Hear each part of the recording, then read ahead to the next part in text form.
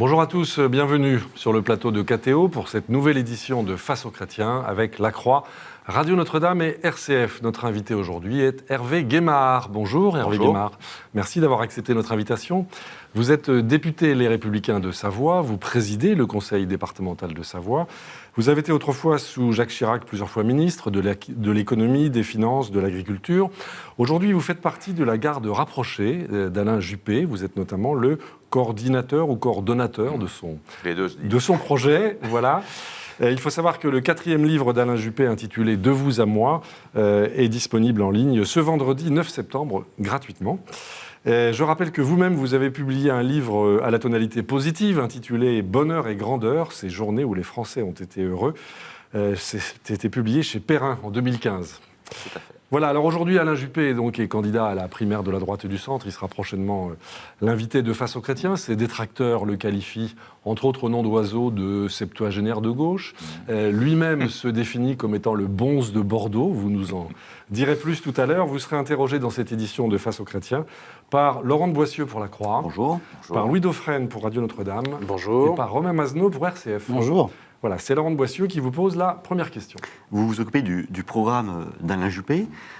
Sur quoi va se jouer sur cette primaire de la droite ? Est-ce que c'est vraiment sur les programmes ou est-ce que ce n'est pas davantage sur les personnalités ? Les deux, Hervé Guémard. comme toujours. C'est vrai qu'on a dans cette primaire des personnalités extrêmement différentes. Et de ce point de vue, je trouve que le choix offert aux Français est varié, donc c'est une très bonne chose. La personnalité de chacun et chacune, j'espère, est très différente. Donc ça se joue évidemment sur une personnalité, une manière d'être, un parcours et une projection de la France pour l'avenir. Bon, on a reproché à Alain Juppé son identité heureuse, mais il l'assume et nous l'assumons complètement, parce qu'on ne va pas donner comme objectif aux Français le malheur, ou le merveilleux malheur, pour parler comme Boris Cyrulnik. Et il faut bien qu'un candidat à cette élection présidentielle, j'allais dire, ne laisse pas tomber la petite fille Espérance, qui doit toujours être dans nos cœurs. Bon, ça c'est l'homme, ou la femme, la personnalité. Et puis, il y a évidemment les programmes et les projets. Donc Alain Juppé, il travaille depuis de longues années. Il a labouré la France depuis 2 ans, à bas bruit, sans journaliste, je suis désolé de vous le dire. Donc, il a rencontré beaucoup de Français. Nous avons beaucoup de groupes de travail qui l'ont aidé à bâtir son projet, et en matière d'école, en matière d'État régalien, en matière d'emploi, il y a des propositions extrêmement précises. Sur la question du projet, la seule chose que je puis souhaiter en tant que citoyen, c'est qu'on ne soit pas dans une campagne réductrice. En gros, pour dire les choses et mettre les pieds dans le plat, que le burkini soit pas le seul sujet de la campagne présidentielle, parce qu'on a la question de l'éducation qui est majeure, on a la question de l'emploi qui est majeure, on a beaucoup d'autres sujets majeurs, donc il faut que notre pays se prépare pour les défis qu'il a à relever et ne soit pas dans une obsession liée à ce regrettable sujet. Alors on va essayer de vous interroger. Vous avez l'impression que c'est le cas du principal concurrent, en tout cas dans les sondages d'Alain Juppé, qui est Nicolas Sarkozy ?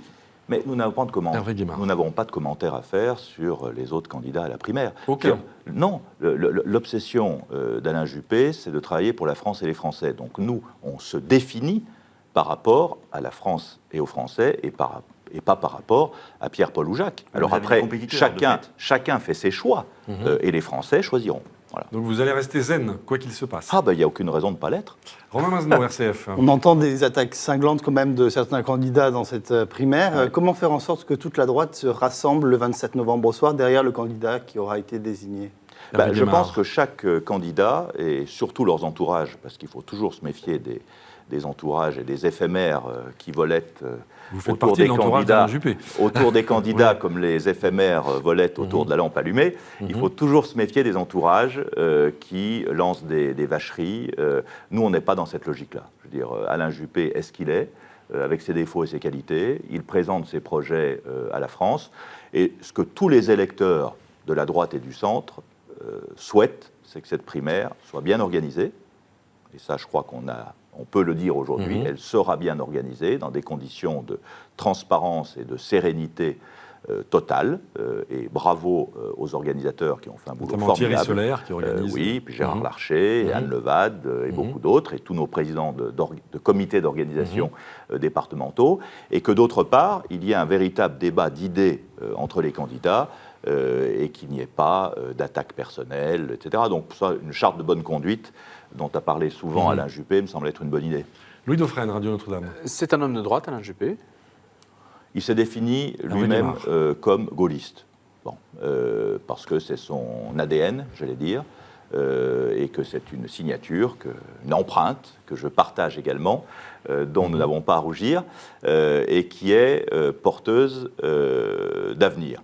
Depuis qu'il est dans la vie politique, il a toujours été dans ce qu'on appelle la majorité présidentielle ou l'opposition républicaine qui réunissent la droite et le centre, donc il n'y a pas d'ambiguïté à ce sujet. C'est la droite. Oui, disons-le. il n'y a pas d'ambiguïté à ce sujet. Mais est-ce qu'aujourd'hui, être de droite, Louis ça va Dauphren. être un discours, un positionnement que vous allez Mais revendiquer? la question n'est pas de droite, de gauche ou d'ailleurs, c'est de dire Bah, ce comment... sont les primaires de la Mais non, droite. Mais oui, mais comment on répond aux préoccupations des Français. Vous savez, heureusement, on est dans une démocratie d'alternance. Donc, par définition, il y a certains de nos compatriotes, et peut-être vous d'ailleurs en tant que citoyens, qui, lors d'élections successives, ont eu des votes différents. Donc, par définition, si on a une alternance, c'est qu'on a des gens qui ont voté Hollande à la dernière élection, alors qu'ils avaient voté Sarkozy en 2007, qu'il faut ramener au bercail pour avoir la majorité des Français derrière soi. Donc, ce qui compte, c'est pas de se définir par rapport à des concepts qui sont très valides sur le plan de l'histoire des idées et sur le plan philosophique, mais dans lesquels beaucoup de nos compatriotes ne se reconnaissent pas forcément, parce qu'il y a au sein de chacun d'entre nous une part de droite et une part de gauche dans des proportions variables et changeables. Et alors, quelle est la proportion chez Alain Juppé, justement? Puisque vous Écoutez, dites en chacun d'entre nous. regardez son projet sur l'emploi, sur l'école, sur l'État fort et régalien. Il a fait des propositions extrêmement précises en matière de sécurité, de justice, d'immigration, de relations avec l'islam dans le cadre de la laïcité.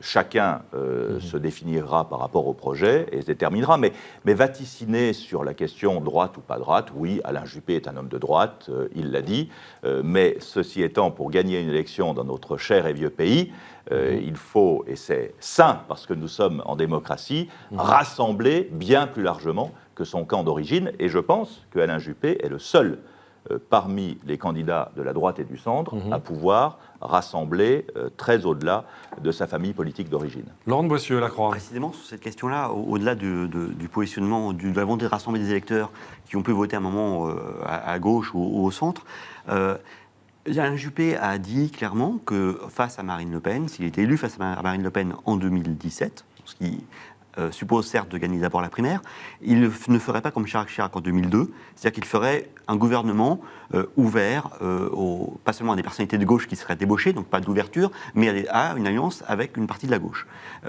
Là, c'est une vraie différence avec Nicolas Sarkozy.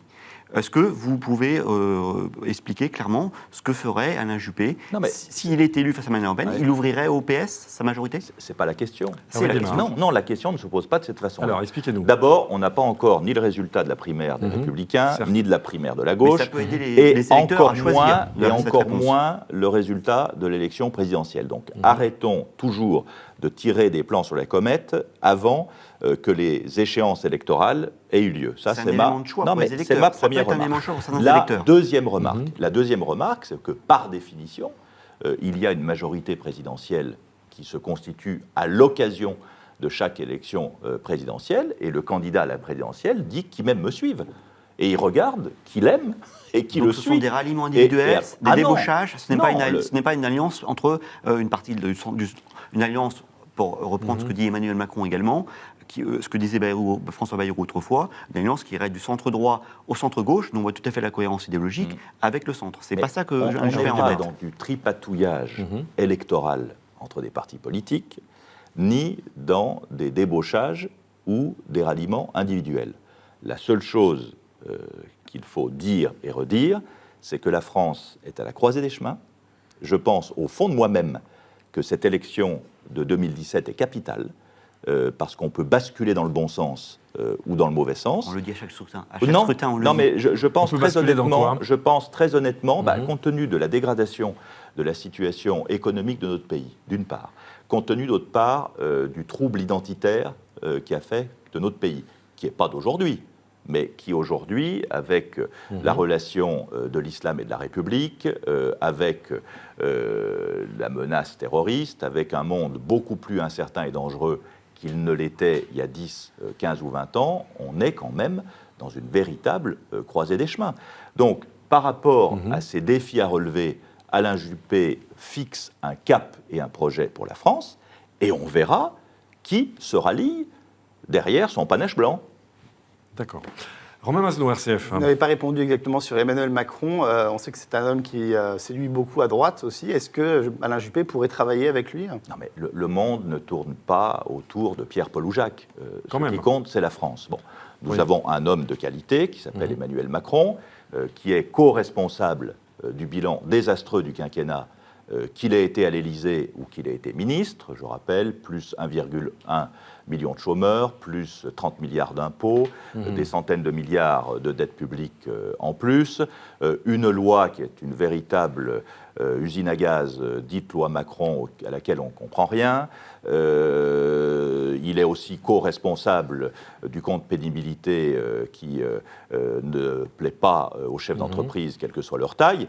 Voilà. Par ailleurs, Emmanuel Macron vient de la gauche, puisque que je sache, était membre du Parti socialiste, que sa promotion a été faite par François Hollande, et il a quand même c'est un curieux exemple de déloyauté politique. Donc c'est pas un de vos amis?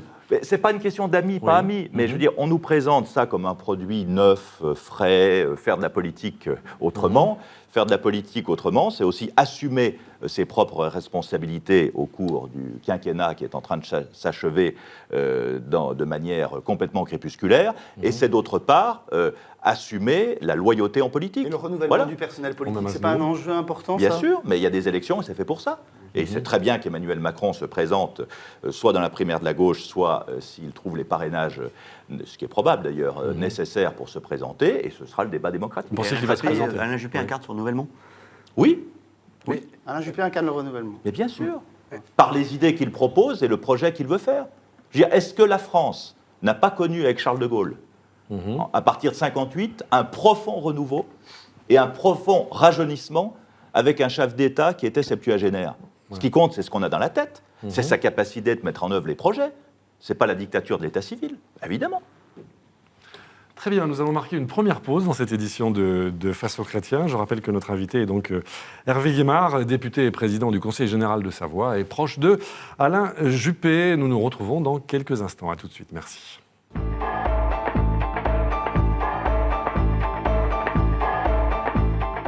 Retour sur le plateau de Face aux chrétiens pour cette édition de Face aux chrétiens avec la Croix Radio Notre-Dame et RCF. Notre invité aujourd'hui est Hervé Guémard, député de Savoie, président du Conseil départemental de Savoie et coordonnateur du projet d'Alain Juppé. Nous parlons avec lui des primaires, de la politique, de l'économie et du monde tel qu'il va. Il est interrogé par Laurent de Boissieu pour la Croix, Louis Dauphren pour Radio Notre-Dame et Romain Masneau pour RCF. C'est Louis Dauphren qui pose la première question.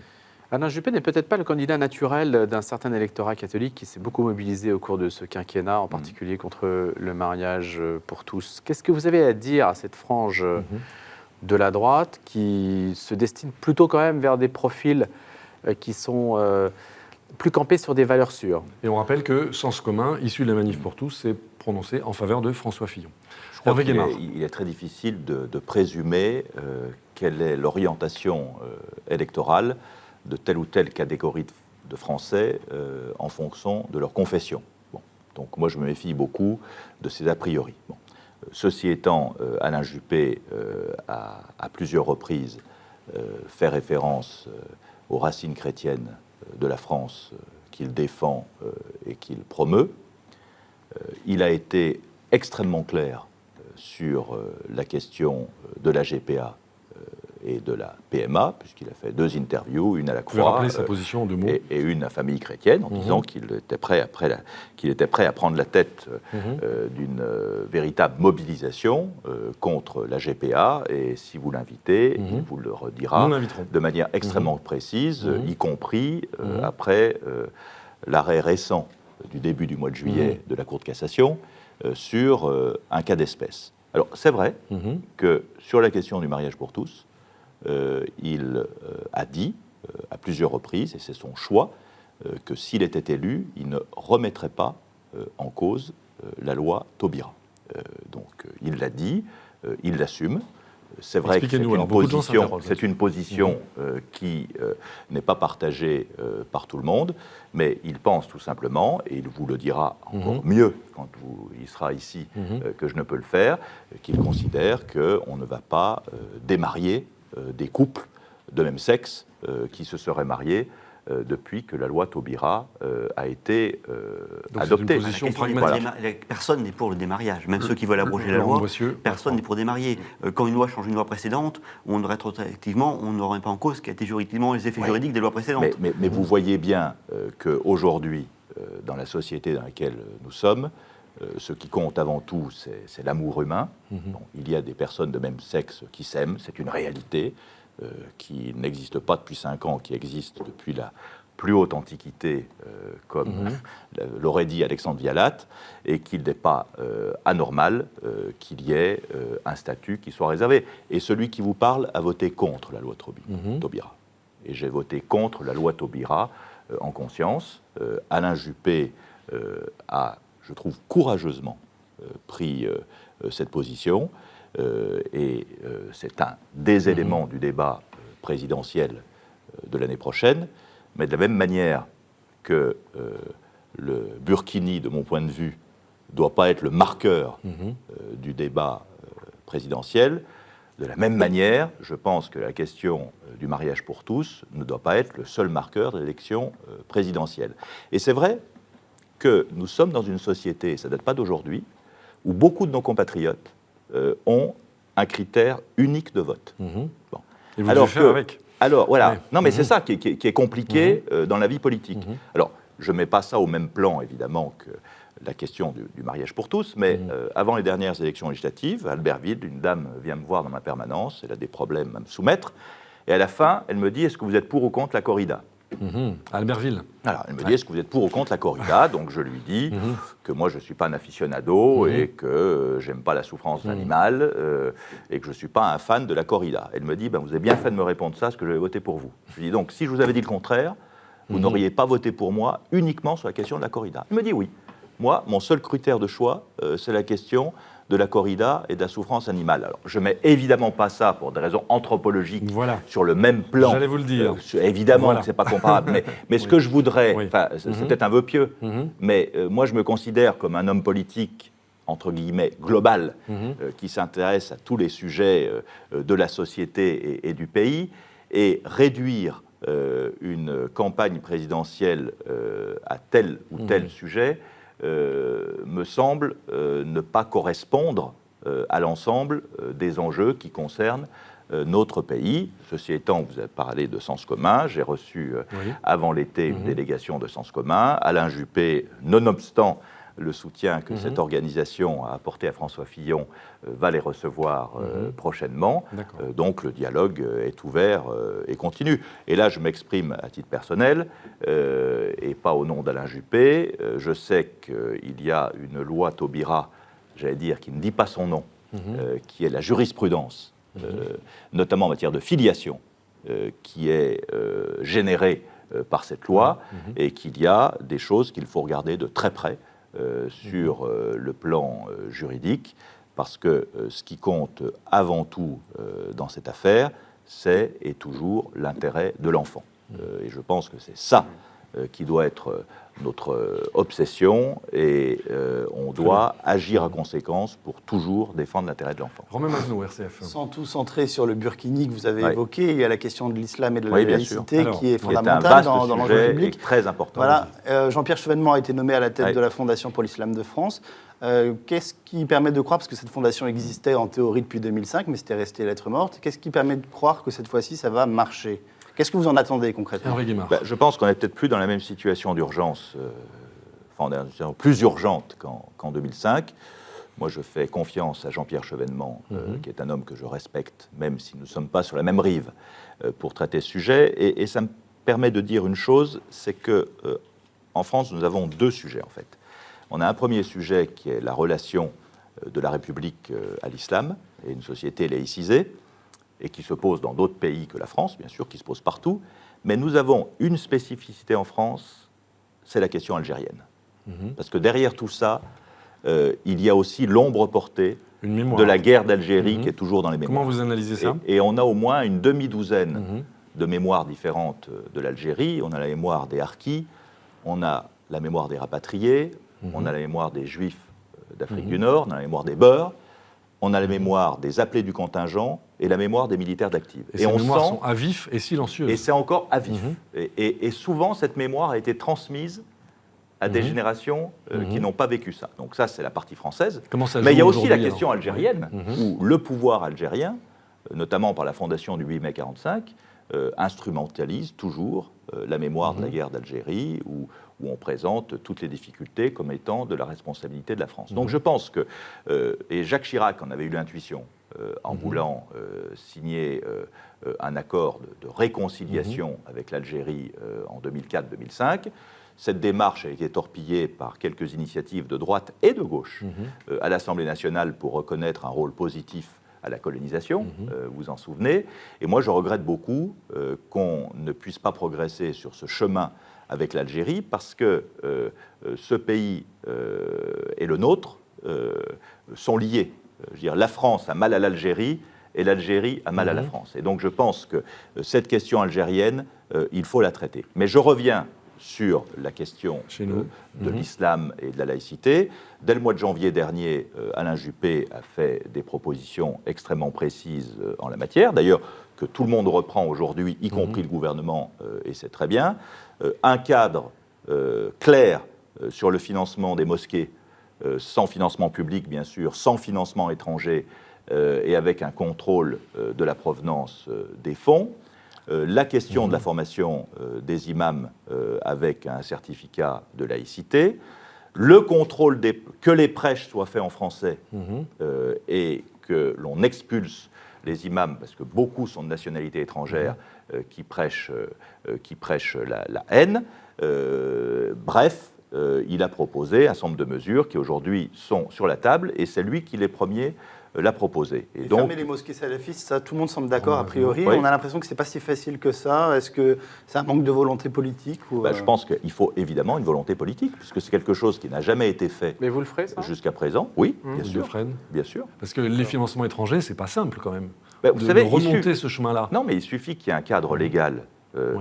Par exemple, c'est pas comparable, mais on a un cadre légal pour le financement des partis politiques, où ça ne peut être que des dons privés, limités dans leur montant et contrôlés par une commission nationale de financement de la vie politique. On peut très bien mettre en place un système. D'accord, c'est pour ça le votre objectif. Ah oui, on peut très bien mettre en place. Les municipalités contournent la loi de 1905 et s'arrangent pour financer les lieux de culte.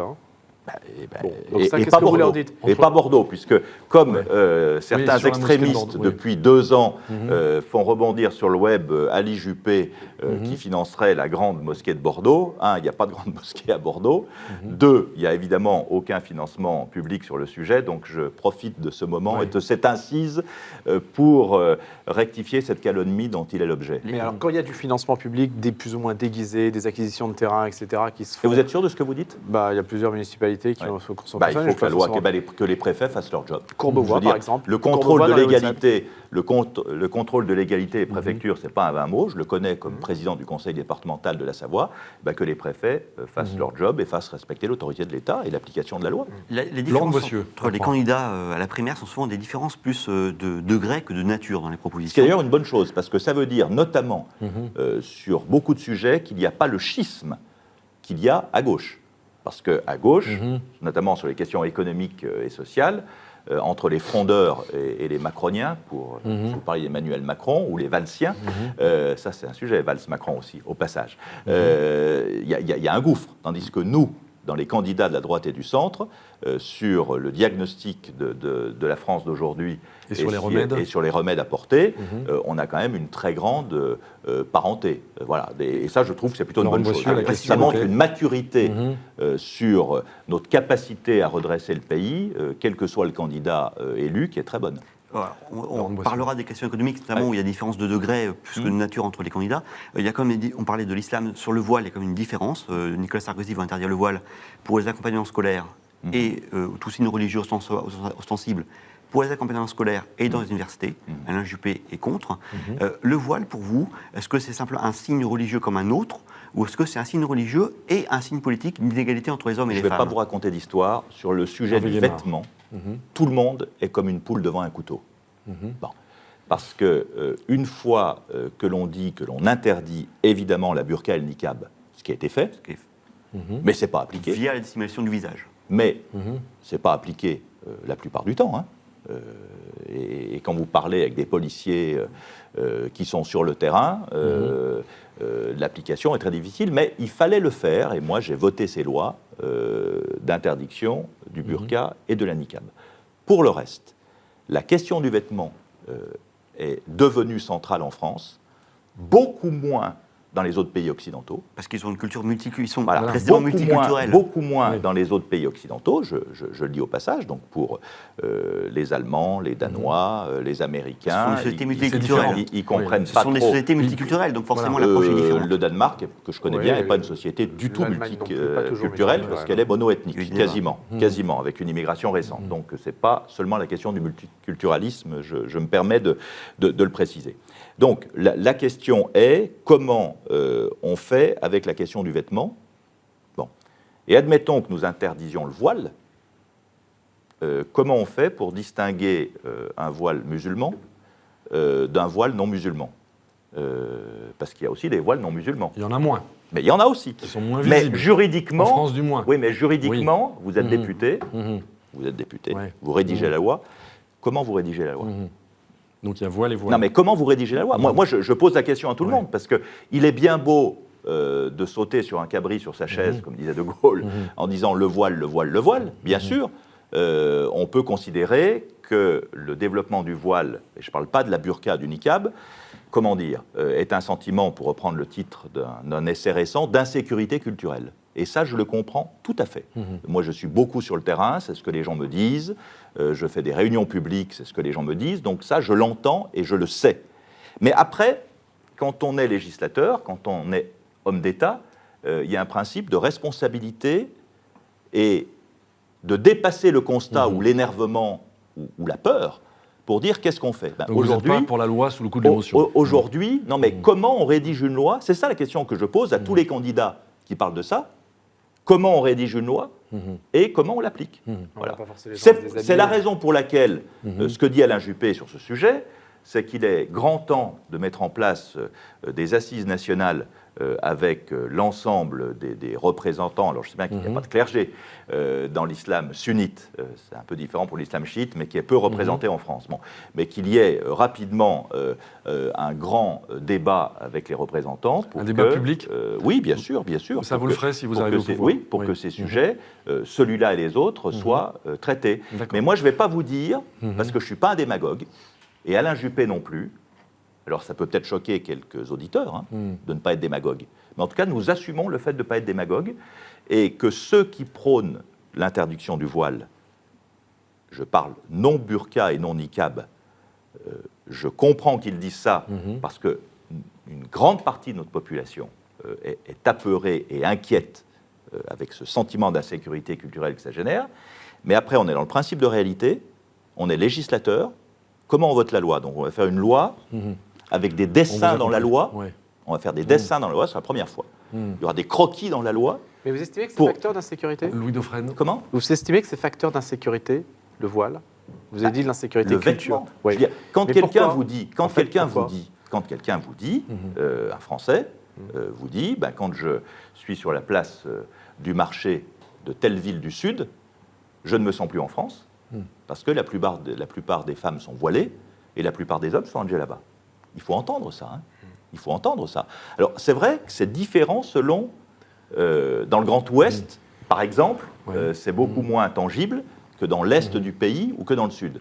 Mais la question du vêtement, je le répète, est la question peut-être la plus tangible pour la plupart de nos compatriotes et la plus difficile à résoudre pour le législateur. Une dernière question, Romain Mazneau, RCF. Que faut-il faire de la jungle de Calais? Bernard Cazeneuve a annoncé son démantèlement, mais qu'est-ce qu'on fait concrètement? On laisse passer les migrants en Angleterre? On déplace la frontière. Eh ben, il faut réexaminer les accords du Touquet. Bon, ils ont été négociés en 2003. Et à l'époque, je vous rappelle que le Touquet a succédé au démantèlement de Sangatte. Sangatte, oui. Bon. C'est Nicolas Sarkozy qui et avait que le souhaité. Touquet a ensuite généré la jungle de Calais, si je puis dire. Bon. Donc, il faut, avec les Britanniques, renégocier cette affaire. Alors, ils ont, je crois, récemment donné un peu plus d'argent pour gérer, mais ce n'est pas le sujet. On voit bien qu'on n'est pas, c'est aussi une question budgétaire, mais qu'on n'est pas principalement sur une question budgétaire. Donc il faut renégocier ça avec les Britanniques. Pour aboutir à quoi concrètement? Laurent Boissieu. Vous voulez aboutir à quoi concrètement? Voilà. Je ne sais pas si tout le monde a en tête ce que sont les accords du Touquet. Et concrètement, les accords du Touquet, c'est un peu les accords qui ont été négociés avec certains pays, avec les États-Unis, où on déplace le contrôle à la frontière. Le contrôle frontière se fait sur le territoire français. Voilà, sur le territoire français et pas sur le territoire britannique. Sauf que, de fait, c'est-à-dire si on abrogeait les accords du Touquet, c'est-à-dire qu'est-ce que vous faites concrètement? Les gens, vous les laissez passer dans le tunnel? Il faut trouver une autre solution. Mais je ne vous dis pas que c'est facile. Mais là aussi, c'est compliqué. Je ne vous dis pas que c'est facile. Je ne vais pas vous donner des problèmes compliqués. Voilà, je vous dis, je ne suis pas démagogue, donc je ne vais pas commencer aujourd'hui. Mais je vous dis simplement qu'aujourd'hui, on sait bien que la jungle de Calais, quand on discute avec Madame le maire de Calais, Madame Bouchard et ses adjoints et les forces de sécurité qui travaillent, Alain Juppé s'est rendu à plusieurs reprises dans le Calaisis, on sait bien que ça ne peut pas durer comme ça. Et qu'il y a une question qui est liée à la relation avec les Britanniques, et je veux dire, qui se pose encore davantage dans la perspective du Brexit. Alors après, là c'est l'élu frontalier qui vous parle. Bon. Je suis allé passer, avant l'été, une demi-journée à la police de l'air et des frontières en l'occurrence, à Modane, en Savoie, qui est un point d'entrée d'un certain nombre de migrants. Bon. Et comme disait encore un magistrat récemment à Chambéry, c'est qu'aujourd'hui, dans les centres de rétention, 60% sont des Kosovars et des Albanais. Donc ce n'est pas des Syriens, ce n'est pas des Érythréens, ce n'est pas des Africains. Donc ceux-là, on peut les renvoyer. Voilà, mais là, on a un droit d'asile qui est complètement dévoyé.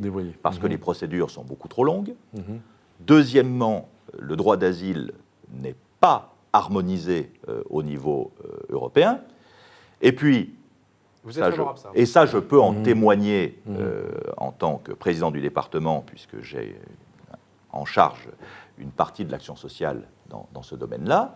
Vous avez un certain nombre d'associations qui conseillent aux femmes de tomber enceintes pour ne plus être expulsables. Bon. Donc ça aussi, il faut quand même, sans tabou, regarder les sujets. Là aussi, vous nous dites, c'est compliqué. Non, mais Alain Juppé a fait des propositions extrêmement précises. A fait des propositions extrêmement précises en matière de réforme du droit d'asile, de contrôle européen aux frontières en renforçant les moyens de Frontex. Oui, mais après, il faut une volonté politique. Bon. Une harmonisation du droit d'asile au plan européen, ce qui n'est pas le cas. Quand vous pensez que sur l'histoire des passagers d'avion, le Passenger Name Recorder, il a fallu 3 ans pour arriver à ce que le Parlement européen vote la loi qu'il fallait, parce que, notamment, un groupe de députés socialistes français au Parlement européen s'opposait au PNR. Bon, finalement, devant l'évidence, ça a fini par être adopté. Mais sur tous ces sujets, je ne vous dis pas que c'est facile, mais Alain Juppé fait des propositions extrêmement précises. S'il y a une gestion européenne du droit d'asile, ça veut dire que... je ne dis pas une gestion européenne. Ça veut dire qu'on va avoir une répartition par quota. Non, c'est pas ça que je dis. Je dis une harmonisation du droit des pays membres. Il ne s'agit pas, je vais préciser ma pensée, il ne s'agit pas de transférer à l'Europe la question du droit d'asile, mais il s'agit d'harmoniser la législation du droit d'asile qui relève de la souveraineté nationale, et ça je le dis avec force, et qui doit aujourd'hui et demain relever de la souveraineté nationale. Mais cette harmonisation des législations entre les États membres doit être faite. Parce qu'aujourd'hui, comme il n'y a pas d'harmonisation, les passeurs et les petits malins qui prospèrent sur la crédulité des pauvres gens qui viennent en Europe comme vers un Eldorado se nichent dans les différences de législation nationale. Donc ça, s'il y a un sujet majeur au point de vue de l'harmonisation européenne, c'est bien celui-là, avec le renforcement au contrôle extérieur des frontières. Très bien, nous avons encore beaucoup de questions à vous poser, Hervé Guémard, notamment sur le projet de Alain Juppé, dont vous êtes l'un des principaux architectes. Nous allons marquer une pause dans cette édition de Face aux Chrétiens. Nous nous retrouvons dans quelques instants. À tout de suite.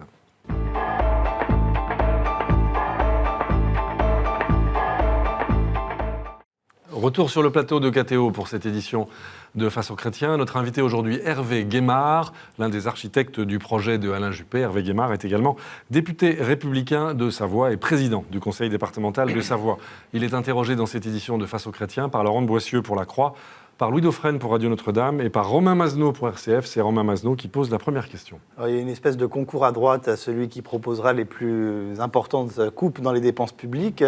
Pour Alain Juppé, à combien ça doit s'élever ces baisses de dépenses publiques et quel poste budgétaire Hervé Guémard, vous avez été ministre des Finances. Oui, il a articulé effectivement l'objectif de passer de 57% de la richesse nationale qui est absorbée par la dépense publique à revenir à 50%, ce qui est déjà élevé, et ce qui traduit un effort budgétaire de l'ordre de 85 à 100 milliards d'euros. Ce qui est moins que les autres, qui sont Comment qui est moins que les autres que ses principaux candidats à la primaire. Oui, parce que nous sommes réalistes et pragmatiques, et on n'est pas dans l'outrance. Et donc le projet économique et social d'Alain Juppé est équilibré, à la fois dans les baisses de dépenses publiques, et l'indispensable baisse d'impôts et de charges.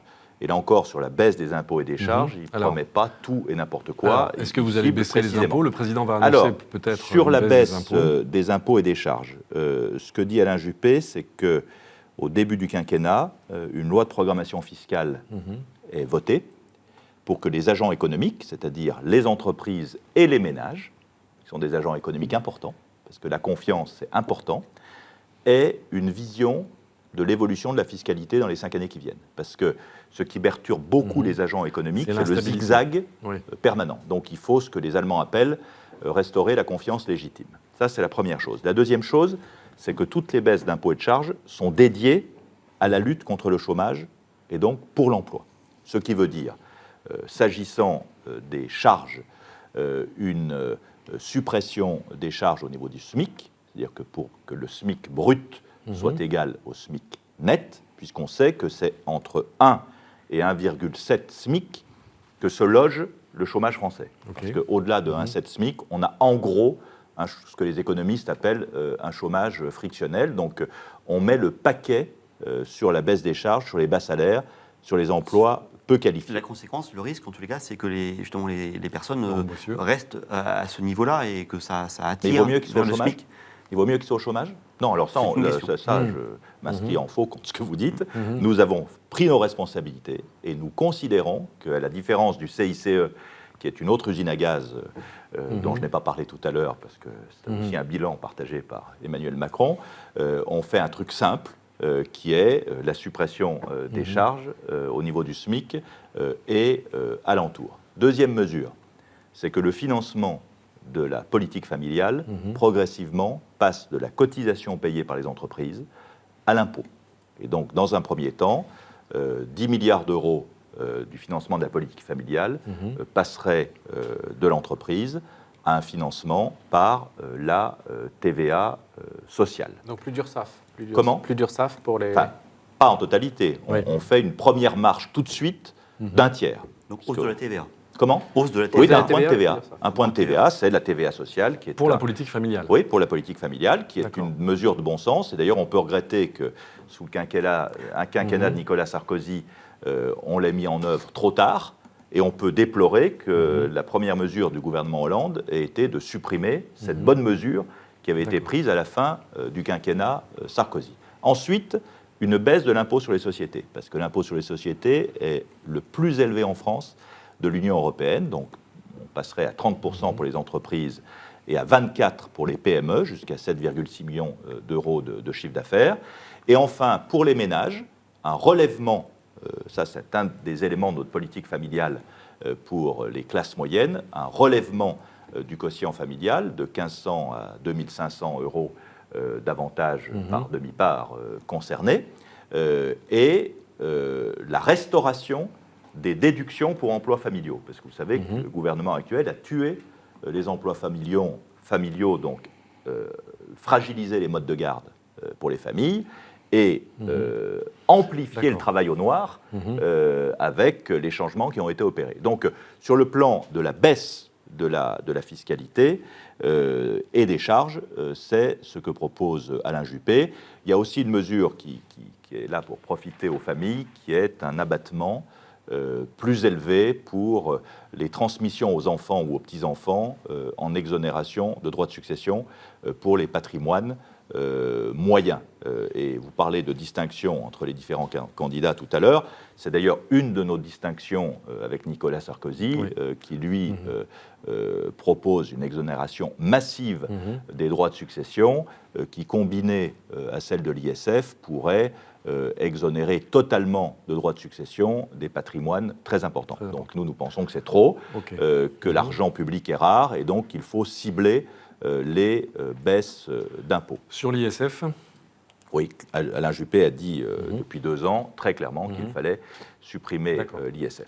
Laurent de Boissieu, la Croix. Quasiment tous les programmes de droite, depuis que les 35 heures ont été mis en place, proposent d'abroger les 35 heures. C'est de nouveau le cas pour les candidats à la primaire. Alain Juppé le fera. Oui, comme tout le reste de ce qu'il propose, parce que comme il n'a pas de proposition démagogique et que ce travail a été fait de manière très méticuleuse en parlant avec tous les acteurs concernés, qui sont d'ailleurs évidemment pas forcément tous d'accord avec ce que Juppé propose, mais il a fait ses choix et établi ses priorités, oui. Et s'agissant des 35 heures, il est proposé de revenir aux 39 heures, de laisser 2 ans aux entreprises pour s'adapter. Payer combien ? Que les choses soient claires pour les auditeurs. On revient en 39 heures, payer 39. Bien sûr, oui. Parce que certains candidats à François Fillon ne prévoient pas forcément une hausse de la rémunération. Avec les 39 heures payées 39 pour que personne n'y perde, et y compris nos compatriotes qui ont des heures supplémentaires, donc une compensation des heures supplémentaires pour cela. Donc 2 ans privilégiés à la négociation d'entreprise, 2 ans pour négocier. Et si le résultat de la négociation, ce n'est pas 39, mais 38 ou 37, eh ben l'accord d'entreprise prévaudra. Mais là où il n'y aura pas d'accord d'entreprise différent, il y aura l'application des 39 heures. Louis Dauphren, Radio Notre-Dame. Sur les questions éducatives, vous avez un grand chantier. Est-ce que vous pouvez nous en dire davantage ? Alors, Alain Juppé a publié il y a 1 an un livre, Mes choix pour l'école, parce qu'il a considéré que la mère des réformes était l'éducation. Bon. Et dans ce livre, il s'exprime uniquement sur l'école, et il ne s'est pas encore exprimé sur l'enseignement supérieur, ce qu'il fera dans les tout prochains jours. Les tout prochains jours. S'agissant de l'école, pour résumer un foisonnement de propositions, je retiendrai 2 mots. D'abord, mettre le paquet sur la maternelle et l'école primaire, parce qu'on voit bien que c'est là que sont les inégalités, que se consolident les inégalités et qu'on retrouve 20 ans après, comme chômeurs de longue durée, les élèves qui ont décroché faute de prise en compte personnalisée de leurs problèmes, donc qui proposent très clairement un renforcement des équipes éducatives au niveau du collège, de la maternelle, et de la primaire. Ça, c'est le premier point. Deuxième point, de favoriser l'autonomie des établissements, avec le corps professoral et le chef d'établissement, de manière à ce que... Sur le modèle de l'enseignement catholique. Oui, de manière à ce qu'on ait un système, j'allais dire, moins centralisé et moins bureaucratique qu'il n'est aujourd'hui. D'ailleurs, on se rend compte, moi je vais beaucoup dans les collèges et les lycées, on voit tout de suite quand on rentre dans un collège ou un lycée, là où il y a une bonne synergie des équipes éducatives avec un projet éducatif local, et là où il n'y en a pas. Donc si je vous entends bien, la réduction des dépenses publiques ne touchera pas l'éducation. Alors, ce qu'il propose, c'est qu'aujourd'hui, nous avons au niveau du lycée, c'est-à-dire que la dépense par élève est beaucoup plus importante au lycée français que partout ailleurs dans le monde. En revanche, elle est beaucoup plus faible au niveau des petites classes. Donc, ce qu'il propose, c'est un allègement du lycée, notamment des heures de cours, parce que les lycéens français vont beaucoup plus en cours que tous les autres lycéens du monde. Il y a beaucoup d'options qui sont très difficiles à organiser et difficiles à financer. C'est de faire un rééquilibrage du lycée vers la maternelle et le primaire. Et pour parler de l'enseignement supérieur sur lequel il s'exprimera bientôt, là, il fera des propositions extrêmement novatrices, notamment en matière d'orientation et de préorientation dès la première et ensuite tout au long des cycles supérieurs. Et je pense que ces propositions devraient susciter de l'intérêt. Une dernière question, Louis Dauphren, Radio Notre-Dame. 90%, même plus, des enfants trisomiques sont avortés aujourd'hui. Est-ce que c'est un sujet tabou? Est-ce qu'on en parle pendant la campagne? Est-ce que vous allez... C'est un sujet de société. Et pour toutes les raisons que vous savez, j'y suis extrêmement sensible. Donc la question de la trisomie et des autres maladies de l'intelligence est une question absolument capitale. Et d'ailleurs, on peut regretter que ce soit dans l'angle mort de la recherche. Et c'est pourquoi toutes les actions qui peuvent être faites pour favoriser la recherche sur les maladies génétiques, sur les moyens de les conjurer, doivent être engagées. Et sur l'avortement en soi? Oui, Louis Dauphren. L'avortement est un choix individuel. Il y a un cadre légal et chaque Française et chaque Français agit selon sa conscience. Une toute dernière question, Hervé Guémard. Vous êtes sensible à ce qui se passe au Moyen-Orient, vous avez travaillé au Moyen-Orient. Les chrétiens d'Orient aujourd'hui, on leur dit quoi? On leur dit restez chez vous autant que faire se peut, ou bien on les accueille chez nous? Moi, je trouve dommage que notre pays, qui a une tradition séculaire, même biséculaire, de protection des chrétiens d'Orient, soit aujourd'hui un peu en arrière de la main. Alors, on a des associations caritatives qui font un travail formidable et je voudrais saluer. J'ai discuté avec beaucoup d'entre elles et de femmes et d'hommes qui ont participé à ces actions, donc chapeau. Mais je trouve dommage, par exemple, que même symboliquement, aucun responsable gouvernemental ne soit allé à Erbil, par exemple, pour manifester cette solidarité. J'ajoute que cette politique traditionnelle de la France de protecteur des chrétiens d'Orient n'a jamais été exclusive d'une politique arabe et musulmane. Il faut la refonder, cette politique ambitieuse. arabe aujourd'hui Je pense qu'aujourd'hui, on est très triste parce que il y a un silence de la France et de la capacité d'action de la France sur ce qui se passe au Moyen-Orient qui est terrible. Tout se joue entre les Américains et les Russes en ce moment, et les Turcs, évidemment. Et l'Union européenne, et au sein de l'Union européenne, la France est tragiquement absente, alors que nous sommes très liés à cette partie du monde qui est le berceau des trois religions monothéistes. Et donc pour un pays aux racines chrétiennes comme la France, c'est un sujet effectivement de grave préoccupation. Très bien. Merci à vous, Hervé Guémard. Vous étiez notre invité dans cette édition de Face aux chrétiens. Je rappelle que vous présidez le conseil départemental de Savoie et que vous êtes donc l'un des architectes du projet d'Alain Juppé. La semaine prochaine, notre invité sera un autre candidat à la primaire de la droite et du centre. Il s'agira de Jean-François Copé. Jean-François Copé qui est maire de Meaux, député de Seine-et-Marne et ancien ministre lui aussi de l'économie et des finances. Merci à vous tous de votre fidélité. Vous pouvez évidemment retrouver l'intégralité de cette édition de Face aux chrétiens et toutes celles qui l'ont précédée sur les sites de La Croix, Radio Notre-Dame, RCF et KTO. Merci donc de votre fidélité. À la semaine prochaine.